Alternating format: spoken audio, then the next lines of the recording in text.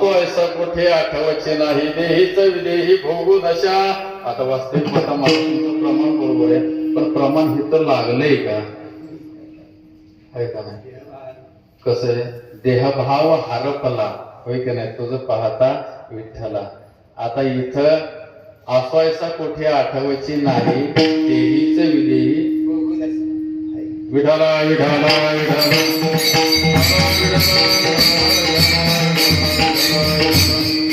मला सांगायचा मुद्दा एकच बरं का, तुमचं प्रमाण बरोबर आहे, त्याला जुळतं मिळतंय, पण ते करेक्ट आहे असं म्हणता येणार नाही का? काय गंमत असे, म्हणजे मी त्यांना सांगायचं कारण असेल, ते माझ्यापेक्षा वडीलधारे आहे, त्याच्याबद्दल मला काय म्हणायचं नाही, पण गंमत अशी आहे, कीर्तनकार जर सावध नसेल ना बरं का, तर टाळकरी चौथ्या चरणावर गेलेल्या कीर्तनकाराला पहिल्या चरणावर आणतात का? हा, ही गंमत आहे. वक्ता जर सावध नसेल ना महाराज, हा, म्हणून माझं काम मध्ये बरं का, म्हणजे मी 18 वर्षे गाण्यासाठी घालवली माझ्या आयुष्यातली, गाणं शिकायसाठी मी 18 वर्ष माझ्या आयुष्यातली घालवली. कीर्तन काय असतं हे कळण्यासाठी माझी 25 वर्षे गेली, होय की नाही? 15 वर्षे मी फक्त कीर्तन साथच केली, कीर्तन काय हे बघण्यासाठी. म्हणजे एवढं सोपं पण हे नाही. माझा मुद्दा असा आहे की थोडस जिथले तिथं असावं असं वाटतं, होय की नाही? जिथले तिथं असावं म्हणजे त्यांचं प्रमाण थोडस मिळतं होत आहे.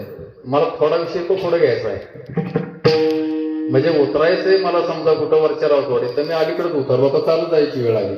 विठाला विठाला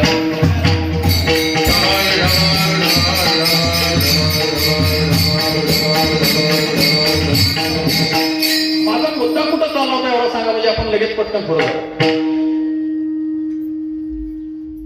मी आलो होतो कुठंपर्यंत,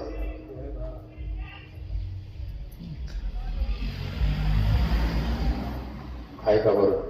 टावर शेजारी तरी रेंज असावी का नाही? ज्या नंबरशी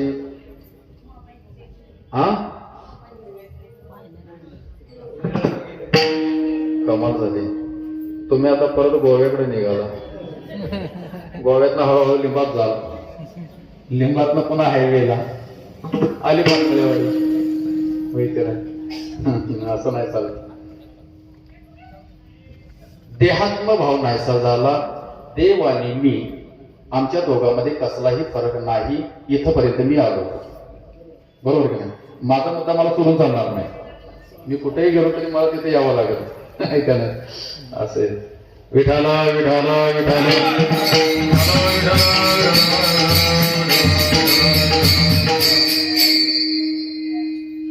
महाराजांचं प्रमाण जे होतं, आसवायचा कोठे आठवायचे नाही, देहीच विदेही भोगत अशा, ही अवस्था नामानंतरची आहे. ही अवस्था कशी आहे? नाममय झाल्यानंतरची ही अवस्था आहे.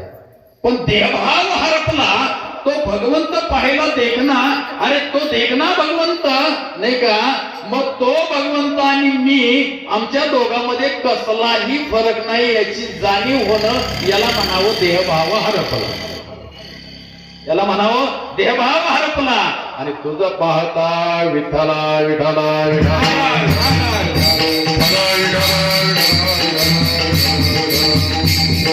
म्हणजे ज्ञानोबराय सांगतात, ज्ञानदेव म्हणे ज्योतीची निज ज्योती, ती ही मूर्ती उभी विटेवर. ही जाणीव होणं, ही जाणीव होणं, याला म्हणले देहभाव हरपला.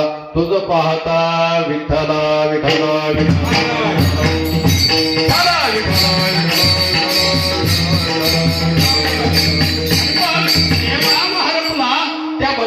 पाहिलं, त्याचं रूप पाहिल्याबरोबर ते रूप डोळ्यामध्ये बसलं, आणि डोळ्यामध्ये बसल्यानंतर नाही का जी अवस्था झाली, तुझं पाहता सामोरी दृष्टी न फिरे माघारी, ही अवस्था तयार झाली. आणि अवस्था तयार झाल्याबरोबर अरे तो देखना भगवंत आणि मी, याच्यामध्ये काहीही फरक नाही याची जाणीव झाली. आणि जाणीव झाल्याबरोबर त्याच भगवंताच्या नामामध्ये नाममय झालो, आणि नाममय झाल्याबरोबर रंगला या रंगी तुका विठ्ठल सर्वांगी, तुका विठ्ठल सर्वांगी, तुका विठ्ठल सर्वांगी.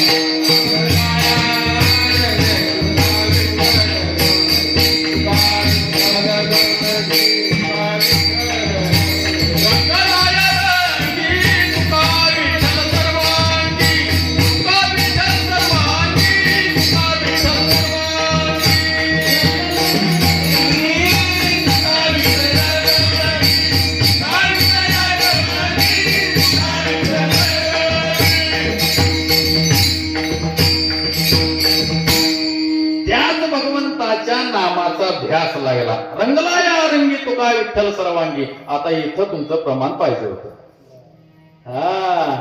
इथं तुमचं जर प्रमाण आलं असतं तर त्याला वचन आलं असतं, होय की नाही. आसवायचा गोठे आठवायचे नाही, देहीच विधेयी भोगदशा. एकच तो पाहिलेला भगवंत, त्याचं नामच घ्यावं, याच्यापेक्षा दुसरा विषय राहिला. गोविंद गोविंद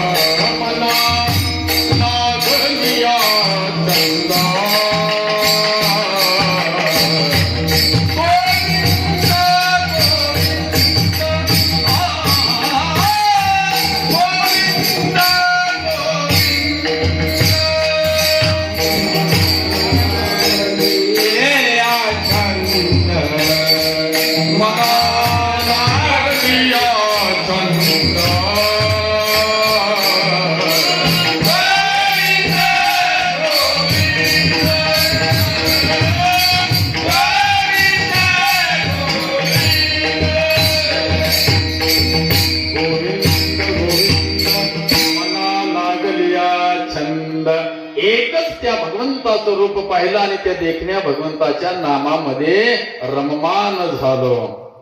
आणि मग त्याच भगवंताचं रात्रंदिवस नामस्मरण चालू. जागृती स्वप्नी सुषुप्ती ना आठवे आणि पाहता रूप आनंद साठवे. तो इतका देखना भगवंत नजरेच्या आड झालेला सुद्धा चालत.